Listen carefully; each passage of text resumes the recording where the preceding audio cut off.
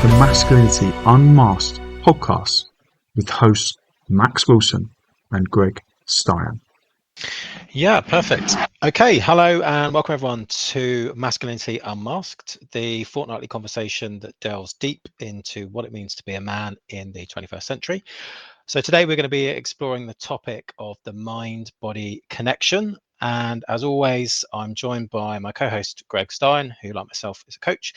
But in our chat this evening, we're also lucky enough to have with us a very close friend of mine, Dave Ianson, who is an ultra-marathon runner, amongst other things, and somebody who therefore knows a lot about the mind-body connection.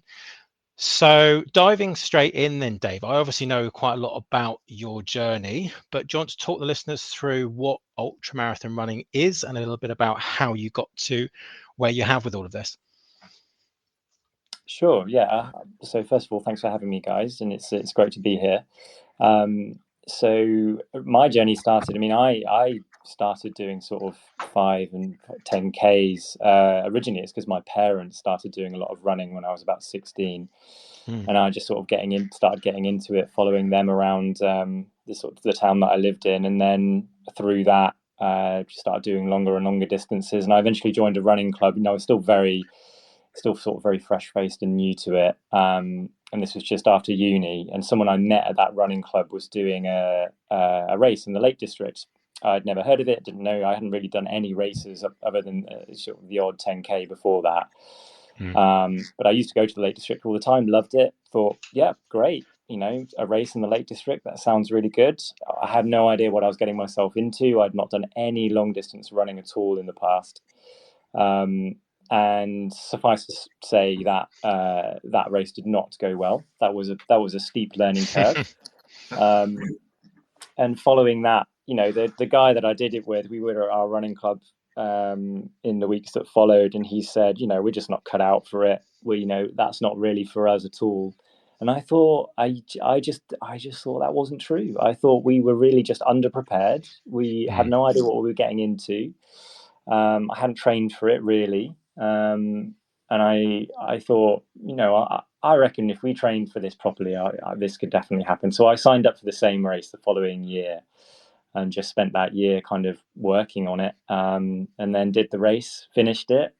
Again, found it very tough, very challenging, but I just got such a rush from finishing it and having achieved it that was the bug for me. And then, from there on, it was just more and more races, and my journey went from there, really. Wow. Yeah. Dave, I've got a really good question for you, if that makes sense. I always think that lots of the people I work with, I try to get them to set goals, and to put dates on it. When you set a goal, habits become consistent and you persevere. It's the reason why Ronaldo plays 40 till he's, playing football until he's 40 plus, whatever it is. But it's interesting you said about reasons for joining, that you run it with someone else and you join the club. Intrinsic, extrinsic motivation are quite interesting. Did you start the journey on this so you could be part of a club, or was it something that you really wanted to push yourself to push your boundaries and see how far you could push yourself? It was very much intrinsic. So the club that I was part of didn't do long distance running at all. They were just sort of weekly sessions. It was more of a social club. And I was very unusual for getting into long distance running, ultra marathons. So all of the training I was doing, the races I was signing up for, I was on my own in that respect. It is a very isolating sport, not least because so few people do it.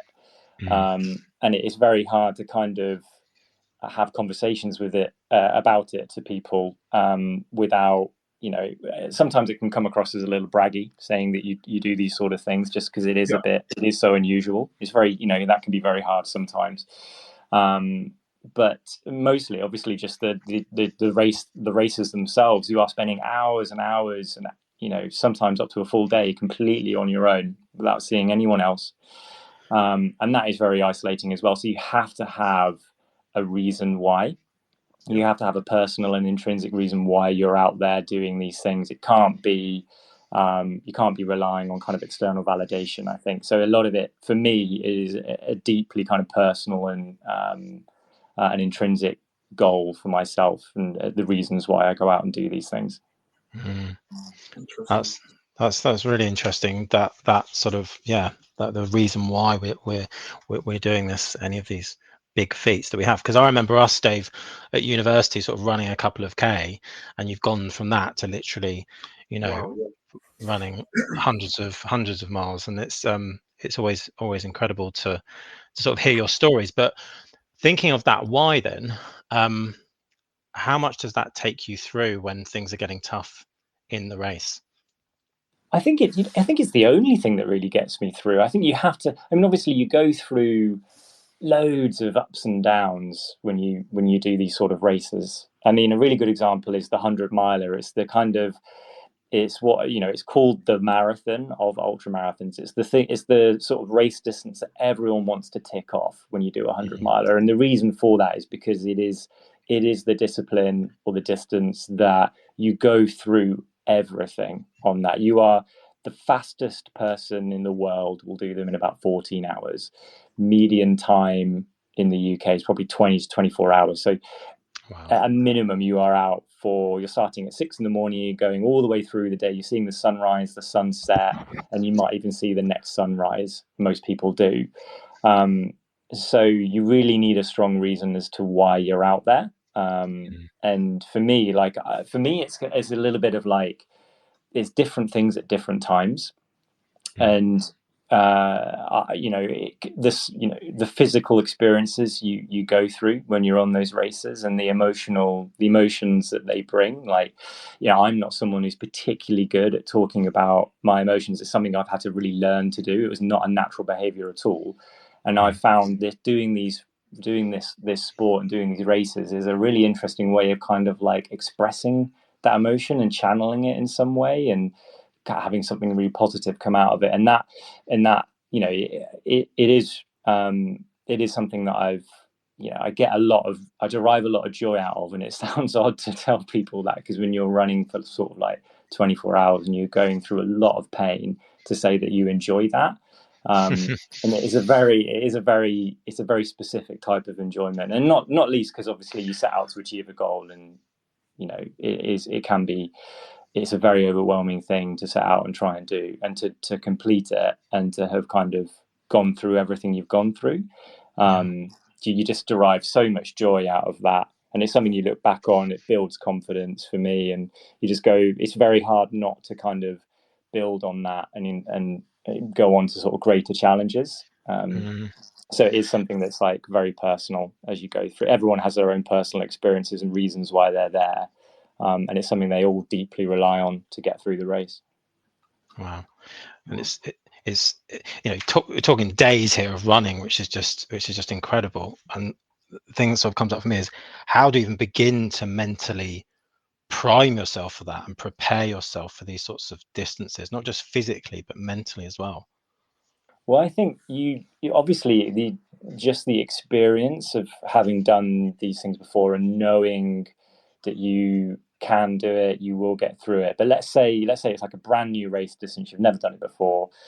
For me, it is all about breaking it down. You cannot start a 100-mile race thinking about, when you're feeling awful at 12 miles in, you cannot think about the sheer distance you have to cover. You just can't think like that. So you have to break it down and think, right, I'm just going to get to the next checkpoint. That's only 6 or 8 miles away.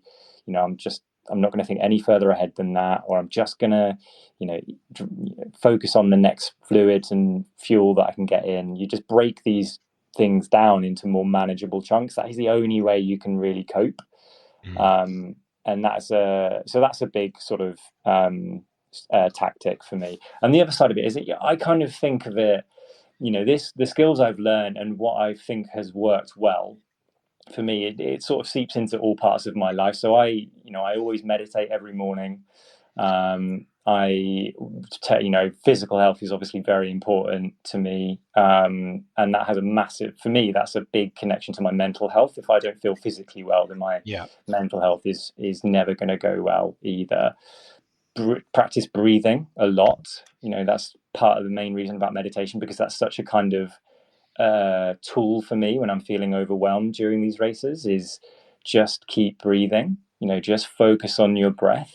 Those sort of skills, kind of all for me, they all come down to just breaking down overwhelming moments and situations into more manageable things, whether that is the distance you need to cover or the kind of emotion you're going through in the time, whatever it is. It just needs to be broken down into more manageable chunks. And that any strategy you employ or any tactic, whoever's you speak to anyone doing these races, there's always a tactic that for me fundamentally always centers around your ability to break down large goals into more manageable chunks. And for me, that is breath work, and it's mental tactics around just breaking the race down into smaller distances. Dave, that's a fantastic answer there. I do have a question for you, maybe something that the people who are listening can take home. Me and Max, as part of our role, work with people in high pressure roles, work with people over an extended period of time, take professionals through projects, if you like. It's interesting that you talked about meditation and you talked about, state of mind, it's obviously what's so interesting about what you're doing is the amount of training that's involved and the amount of time that the event actually takes itself. So actually, in terms of using that mindset and putting it into everyday life, it's quite that's a good theme for the people that are listening to take to everyday life, if that makes sense. And I've got a good example, like today, I run a junior football team today, and I know that if I tell them in the changing rooms, if I hype them up too much before they go out, they won't last the whole game. They'll run out of steam. They'll get sent off. They'll lose their cool, if you like. It's called the Yerkes-Dodson law in psychology, where you find the optimal level of arousal for performance. So obviously with something that you're doing and the amount of training that it takes and the duration of the race, any tips you've got in terms of taking that mindset and putting it into everyday life? Making sure that you maintain and you persevere for a real length of time. I mean, that is such an important thing. I mean, everyone talks about going out too quick in races, and people talk about going out too fast in the first half of a marathon and paying for it in the latter half. And that, a lot of that is deeply physiological as well. You're burning through glycogen, all of those things. So part of it is, I guess, knowing the physical. When I'm sort of trying to think about how. Those sort of strategies, like not going out too quick or not getting too excited or not getting too carried away.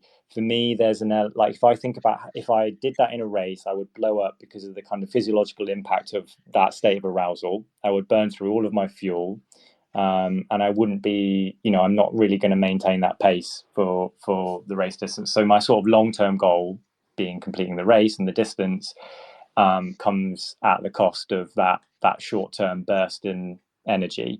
So part of it is, for me, it's about having that bigger picture thinking longer term, not thinking in short term. Like a really good example is when you get overtaken on one of these races, and you that competitive side of you does not want to be overtaken. You want to keep pace. But you have to realize, like for me, knowing that I can maintain this pace, I have confidence that I can do this for longer at this pace. That guy could just go and just blow up in about 10 miles, and that's that. His race is over. This has happened to me many, many times on races, more often than I've been overtaken and I end up never catching them up. So it's having confidence that the pace I'm running is the right one for me, for the training that I've done, for how I know myself and my body. That's right for me, and I bring that into my everyday life and my work and my relationships around me. As having confidence in your abilities because you have trained to them and you understand them. You put yourself through those experiences. You can draw on all of those, and maintaining that confidence when you face that challenge. Because either someone, there's that direct comparison, i.e., someone's overtaking you or anything else, and just maintaining your course because it's the right strategy for you.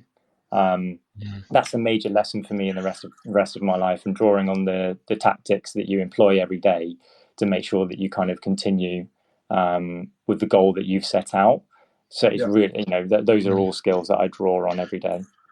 Sounds like there's a sort of huge self-awareness piece there then, Dave, around being aware not only of your physiology, what's going on there, but also sort of mental side of things, how you might be in that space where there are opportunities to compare. And I was just thinking of that, thinking back to Greg's question around high pressure industries.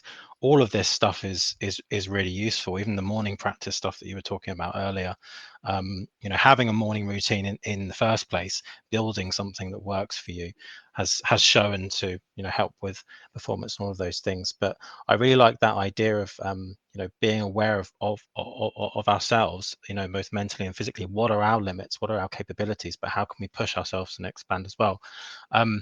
What came up for me there is I was just thinking, well, how do you actually overcome the battle between mind and body? So after a while in these races, we're talking say 20-24 hours, the body's going to be physically exhausted, and the mind as well. But how do you overcome that? For me, the word I always come to is acceptance. And this is something I sort of draw on whenever I'm feeling overwhelmed, or whenever I'm in a very sort of high pressure situation. Accepting, I feel how I feel, I think how I think, and that's okay. And not sort of overthinking it, not drawing on, all my knee feels a little bit iffy, or I'm red, blisters have come apart, my feet are falling off, like all of these things. It's really easy to just get lost in that way of thinking. And for me, the biggest thing I draw on is accepting the situation I'm in, and I feel how I feel, however awful that might be. I might be puking my guts up, and I know I won't feel like that forever. I know I'll just try and I'll get through this. I'll eat some food and it'll be okay. So I guess it's kind of it is that word acceptance, and it is, everything is temporary. And that's just how that's how I get through anyway. I just I never let any situation say, right, that's it. I'm always I always know that there's something that comes next. It might be worse than what I'm experiencing now, or it might be better. Always more often than not, it's always better.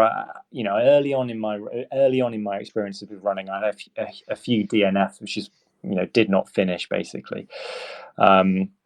And as I've grown more experience and I've sort of developed perhaps like more effective skills for me and my style, I haven't had a DNF in a good few years now. I've had poor performances, but I've always finished it, and that is partly because I think I draw on that level of acceptance. I am where I am. This is as good as performance as I'm going to get out of the particular situation I'm in and the training I've been able to do up to this point. So for me, the biggest thing is the ability to accept without almost becoming lethargic or lazy about it, is still being able to perform whilst accepting the situation you're in. Yeah, that's great.